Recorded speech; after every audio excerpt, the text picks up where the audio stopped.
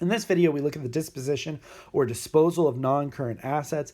The main thing to keep in mind with the disposal of non-current assets is we could record a gain or loss as the difference between the consideration received. In other words, if we received monetary consideration like money and sale of an asset, and the asset's book value. So the difference between those will record for us a gain or loss. We don't have to have a gain or loss, but a gain or loss could exist, and so that's what it is that we'll look at. So to calculate the gain or loss, if we do have one, it would be the selling price of the asset that we're disposing of, and then we would subtract from that the book value of the asset sold, which is the cost minus accumulated depreciation. And so that difference would produce a gain or loss. So if we receive more than what the book value is, we would have then a gain. If we receive less than what the book value is, we would then have a loss. To illustrate this, it says on January 1st, 2021, Hogan Manufacturing Company purchased a machine for $250,000, expects a service life to be 5 years, estimated residual value to be $40,000. It says Hogan uses the straight line method. Suppose Hogan decides not to hold the machine for the expected 5 years, but instead sells it on December 31st, 2023, which is 3 years later, for $140,000. What is then the gain or loss that we're going to have to record? Well, the first thing we're going to have to do is update our depreciation for the current year of 2023 if we haven't recorded it. So our calculation for straight lines cost minus residual value, we're going to divide by the useful life. So this is $42,000 per year. We start on January 1st, 2021, so it makes it nice and easy. Our total accumulated depreciation is $126,000. This is going to be important because we need the net book value. So to calculate our gain or loss, then we take the $140,000, which is the consideration received, minus the net book value. The net book value is our cost minus our accumulated depreciation of $126,000. Notice we just pulled that over here from our T account.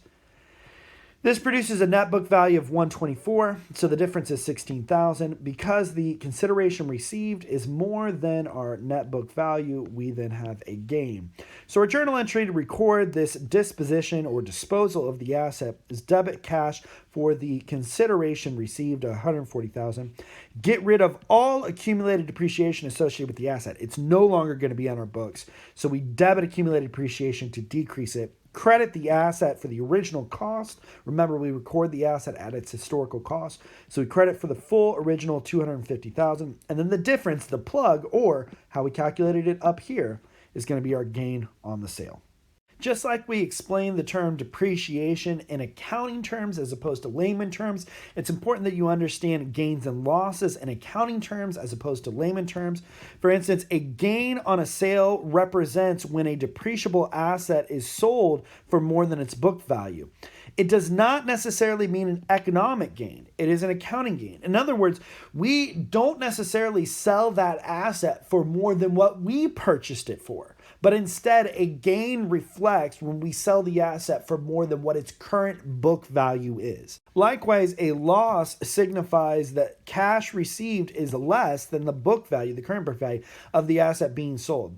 In other words, if this takes place, we have an overall net decrease in the book value of all assets because that asset that's being sold had a net book value higher that was contributing to the overall net book value of total assets, higher than the cash that we got to replace it. So in other words, that's what signifies a loss. So it's important you understand the distinction between layman's terms of gains and losses versus what we mean in accounting terms. All right, two more odds and ends associated with dispositions. First of all, assets held for sale sometimes can be shown on the financial statements. This is a situation where we intend to sell the asset, but it hasn't yet been sold.